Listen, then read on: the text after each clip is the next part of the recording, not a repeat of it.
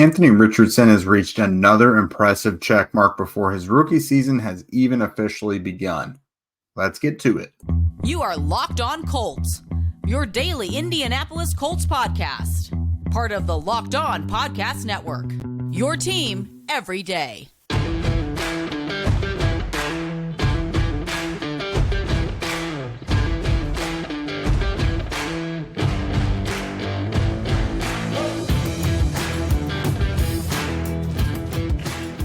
All right. Thanks for tuning in and making us your first listen of the day. This is your daily podcast covering your Indianapolis Colts, part of the Locked On Podcast Network, your team every day.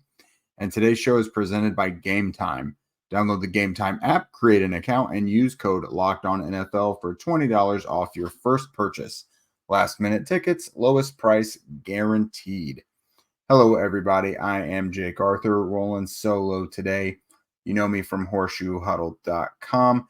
I'm your resident credentialed media member from the site, bringing you the latest scoop from the team facility, talking to the coaches, talking to the players, bringing you guys the latest. But on today's show, I wanted to catch you guys up on a busy day of Colts news. That includes an announcement on the team captains that are now released, several roster moves as well. We know they've been churning that thing for the past several days, and that continued on Thursday. I also caught up with Stephen Holder of ESPN to talk about the Jonathan Taylor stuff, the Chris Ballard press conference, which heavily discussed Jonathan Taylor, because I thought it would be good for you guys to hear pretty much directly from the media member who has been closest to the situation all along, at least since camp started, the last 4, 5, 6 weeks. So I thought that was important. And then last, I'm going to sift through some of the positive things that Chris Ballard pointed out, because, again, it was pretty Jonathan Taylor dominated. But there's always some little nuggets in there, some positives you can take away, some players he likes to highlight. And him saying that is usually a reflection of how the team in general has felt about several of these players. So I'll kind of put a spotlight on them as well. So starting out, the Colts announced 7 permanent team captains for the 2023 season on Thursday, and one of them is none other than rookie quarterback Anthony Richardson. It's just the latest little check mark and an impressive offseason for this guy. I wrote today in my article when I was, when I wrote up the announcement, ever since people began scouting him as a draft prospect, his physical tools were all pretty much anything wrote about. His physical tools and his inexperience, of course, that was obvious. But ever since he's got to Indy, really everything that his peers, his coaches and his teammates talk about is the guy's work ethic. And that has already left a pretty lasting impression on all those guys. And it was enough for the team. It was all the players they voted, and he was among the 7 highest vote getters for team captain. So you always want to see your quarterback get that, but it's typically understandable if a rookie quarterback doesn't get it. But still, he's taking command of this team and is already showing off his leadership abilities. So that's really good to see. The other 6 captains: Quentin Nelson, Ryan Kelly, DeForest Buckner, Shaquille Leonard, Zaire Franklin, and Kenny Moore. Surprisingly, other than Richardson, Kelly is the only first-time team captain in here. You kind of would have assumed Kelly'd been a captain by now, but he is now officially a team captain. The Colts also, again, like I mentioned, busy day of roster moves as well. They signed defensive end Jake Martin, formerly of the Texans. That's a guy who always seems to make an impact against the Colts. Doesn't have, big numbers to go with his career from a sack perspective. But for the purpose of basically being like your Al-Qadim Muhammad this year, I think that's pretty decent. He can stop the run, set the edge a little bit, but is also a decent pass rusher. And a corresponding move, they then waived Arlington Hambright, the guy who has seen a ton of snaps at, in the starting lineup at left tackle, right guard, or he's been the second team left tackle most of camp. Saw snaps at right guard, saw snaps with the second team at left guard, I think. So this guy has played all over the line this summer. I would imagine he's going to bounce back with the practice squad. We'll see about that. But they've kind of made a few moves on the offensive line in terms of depth lately, so it made Hambright expendable, I suppose. Lots of moves on the practice squad. A day after letting go of McTelvin Agim, he is now back on the practice squad. That's a good one. Zach and I have talked about him having a really solid summer. For my money, he's been the third best defensive tackle on the team throughout the summer. Obviously, DeForest Buckner and Grover Stewart, but I've been impressed with Agim and what he's produced, both as a run defender and a pass rusher. I think he's got a well-balanced game and is able to do both. They also brought in wide receiver Racey McMath. He is from the Titans most recently.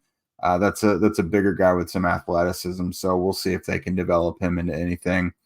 Also, Darren Hall, cornerback formerly of the Falcons. He has started some games for them in the defensive backfield, so that's a nice move. Johnny Lumpkin, formerly of the Patriots as well. Again, they love those athletic tight ends. He fits the bill right there as well. So those are some practice squad additions. Now guys who are on the chopping block in corresponding moves: rookie linebacker Donovan Mutin, cornerback Kevin Tolliver II, and defensive tackle Caleb Sampson. All of those guys now find their way off of the practice squad as well. This roster has been churning and churning, but I really don't think they're done, because you look at a position like wide receiver, for example, only 4 active players right now: Pittman, Pierce, Downs, and McKenzie. They got a bunch of guys on the practice squad, but I mean, that doesn't really conjure much confidence, because they let a lot of those guys go and they're back on the practice squad, but they obviously weren't ready enough to be on the active roster. So Chris Ballard was asked about that on Wednesday. I asked Shane Steichen about it today. How much work do you guys have to do in order to get ready for the season? And he said Chris Ballard is still testing the waters out there. So kind of expect some more things to happen at wide receiver, because I don't think they're done. They really can't be done. I don't want to say the solution is just to promote 1 or 2 guys from the practice squad, because I don't think they're done bringing in guys from the outside. Maybe they bring a guy in directly to the active roster and don't worry about the practice squad. We'll see. But in general, this active 4, I think they're still going to go into the season with 5 or 6, just personally. But coming up here soon, I'll bring you my conversation with Stephen Holder discussing the Jonathan Taylor saga, and of course what Chris Ballard had to say about it as well. But first up, I want to talk to you guys about our friends over at FanDuel. Get ready for the NFL season with incredible offers from FanDuel, America's #1 sportsbook. Right now, new customers can bet $5 and get $200 in bonus bets, guaranteed. Plus, all customers who bet $5 will get $100 off NFL Sunday Ticket from YouTube and YouTube TV. Now is the best time to join FanDuel. The app is easy to use, and you can be on everything from spreads to player props and more. So visit FanDuel.com/lockedon and kick off the NFL season with an offer that you won't want to miss. FanDuel, official partner of the NFL. And everydayers, don't forget, how could you? Next week is the start of the NFL season. Week 1 is next week. We're going to throw ourselves right into the mix. Practice reports. We're getting back to crossover Thursday, so we'll talk to our boy Tony Wiggins from the Jaguars. It's going to be a great week. Not only are we going to preview what's Anthony Richardson going to look like, but we get to digest an opponent soon. Talking about the Jaguars a little bit, so we're really excited to get really in depth about a matchup again, because it's been a while. So we'll bring that to you here next week. But right now, I will go ahead and play for you guys my conversation with Stephen Holder of ESPN. All right, everybody, here with Stephen Holder. Now, you've pretty much been the authority on this whole situation all summer. Very, very much in touch with what's going on. And we talked to Chris Ballard yesterday for the first time. Really the most revealing comments from either side of the whole thing. from my vantage point in there, it just kind of seemed like they are not offering the contract because, again, they were a 4-win team last year, as Chris Ballard said. But it kind of read to me like we need to, before we send big money for this, we need to see if that's even worth it in this offense with this coaching staff. And, the situation just is what it is. What was your kind of main takeaways from yesterday?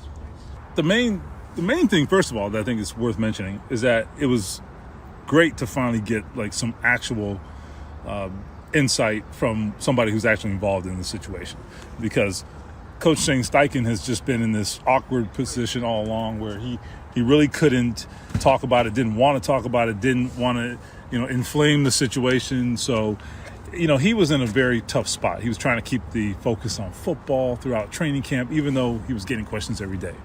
So I have no ill will toward him for not stepping into this minefield. And so it was finally good to hear from Chris Ballard. I don't think he answered all the questions, but my main takeaway, I think, is this. The overarching thing is that this isn't really solved, and I don't know that they have a path to truly solving it is the problem. And obviously we know what can fix it, either a trade or money. Yeah. And neither of those two things seem likely at this point, even though the trade can't be ruled out. But we kind of are where we are, and I think what they have done is they got themselves a timeout here with the 4 weeks minimum on PUP, and then we'll go from there. But to your point about the rationale behind not extending his contract, I do think there's a grander point, and you alluded to it, that Chris Ballard is kind of touching on here. Number one, they are in kind of this transitional phase. That is true. I think they don't know what they are.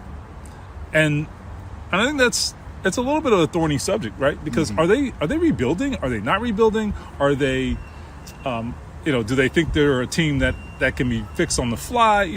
I don't think that has truly been clarified. I think they recognize they might be a bad team this year. Yeah. There seems to be a recognition of that. So it is an awkward time for all of those reasons. And I get it. I do get it. The only thing I would say is that you do box yourself in a little bit when you say, hey, we had a 4-win season last year and we're not going to do contract extensions, in part because of that, because you could well have another bad season. And so what does that mean for this time next year, right? So that's where I think he opens himself up to a little bit of second guessing and are you really giving us your full rationale for this? But all those questions are bound to come up later. Yeah, and before we heard from him, the latest updates were, without him being traded, that there might be some ill will, potentially even a suspension. Chris kind of downplayed those things. It seems like he really wants to work on the relationship, make it better. He says the relationship is repairable, but without a trade, without a new contract, is it essentially just continuing dialogue, continuing good vibes, essentially to try and make things better by the time PUP is over? I will say this for Chris Ballard. He has done a relatively good job of not inflaming things further, even behind the scenes from what I hear. Like, I don't think he's been the problem. Certainly Jim Irsay's comments have been a problem. Yeah. And I mean that behind closed doors too, right? Like, Jonathan Taylor did not appreciate them, I can tell you that. Yeah. But that's obvious. What I would say is, I think for Chris Ballard right now, I think the way he's governed himself throughout this thing is he has kind of continued to buy himself time, to hopefully allow Jonathan Taylor to come around. And hopefully, his better judgment takes over. I'm just, using Chris Ballard's possible thought process here. Hopefully Jonathan Taylor, comes to his senses, if you want to say that, and comes around and comes out and plays. But Jonathan Taylor has proven to be pretty, I don't know if stubborn is the right word, but persistent, I guess, is the right word.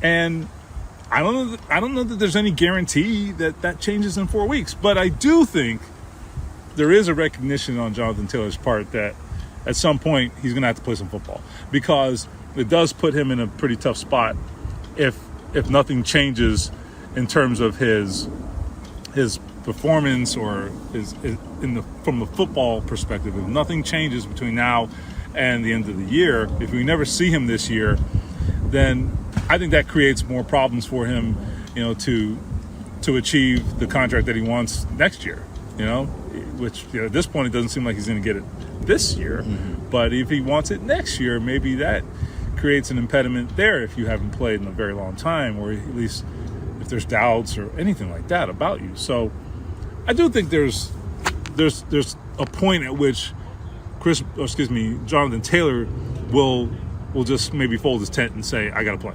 Yeah. I do think that time will come, because at some point, he can only earn more money at this point, right? I mean, he'll probably get a franchise tag number if at worst, I think, but he can earn more money, mm-hmm. With a big season. So I think he has to still at some point recognize that, and that will probably be a driving force to getting him back on the field at some point.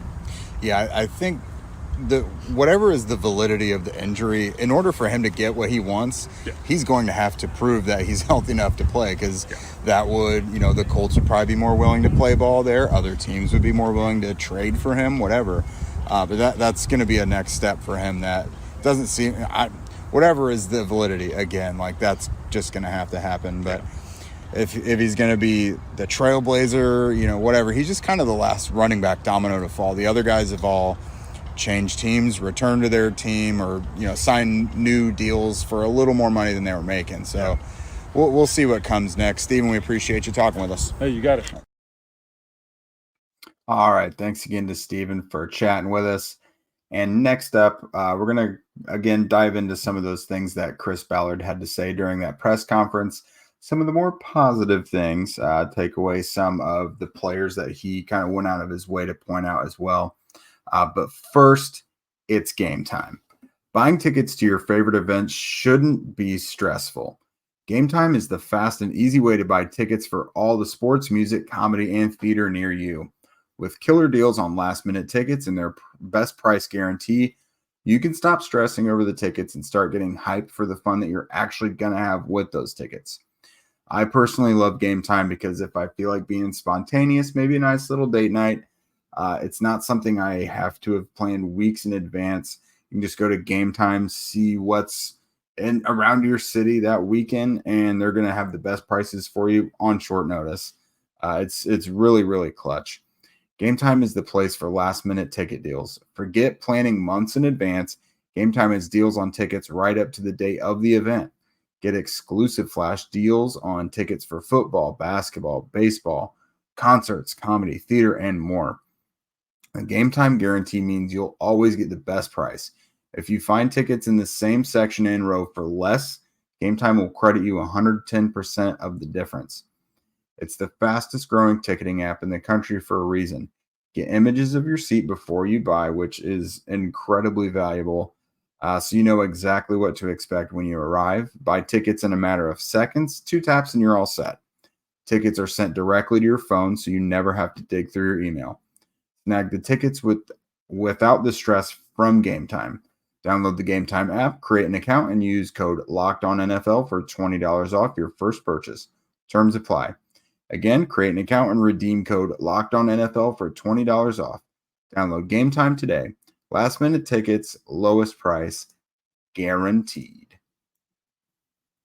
All right, guys. So obviously, if you watched the Chris Ballard press conference or listened to it the other day, the vast majority of it, like 75% of it, was about Jonathan Taylor, which for good reason, because we haven't there's so much left up to interpretation because he hasn't spoken at all since training camp. Unfortunately, there's a lot of people putting words in his mouth, and I don't want to say he's letting it happen, but I mean, he could probably squash some things if he talked. Shane Steichen, there's only so much he can say about it. Chris Ballard came out and gave us like the most detailed explanations of anything we've really heard to this point. Because even when Jim Irsay spoke, it's almost like the Riddler. You kind of have to poke through and like see what he's talking about in some of those statements. So it was nice to hear from Chris Ballard. the guy who most commonly makes the day-to-day decisions for the team about this. So again, if you haven't, we've talked all about this. Zach did an episode on it yesterday as well. But I wanted to kind of pinpoint some of the more positive things to look forward to in the season here. So the first guy, it seemed like he kind of went out of his way to talk about was Bernhard Raimann, because he did say the whole running back Jonathan Taylor situation is kind of overshadowed a lot of the positive things that they're excited about. They really think Bernhard Raimann has taken another step in his development, and he just looks better and better all the time, which is true. Because if you watch his tape from the preseason, especially against a team like the Eagles, who Zach and I questioned just how badly the Colts offensive line might get battered by the Eagles defensive line, even not being the starters. It's a deep group. But, Bernhard Raimann has held his own all throughout the summer. There's really only been about one day, whether it's preseason or camp or whatever, where I thought, wow, Raimann had a couple rough reps. And that was just some day without pads on against Dayo Adangbo. So really, for the most part, Bernhard Raimann has had a great summer. The Colts feel really good about his development. And so far, fingers crossed for them, it seems like they might legitimately have their left tackle of the future, who pairs really well with their quarterback of the future, because as we've seen so far, not all the guys on the offense are used to blocking for a mobile quarterback. But Raimann is super athletic, and he gets out on the run pretty well. So he's a pretty ideal offensive tackle to have out there for Richardson. So Colts are happy about it.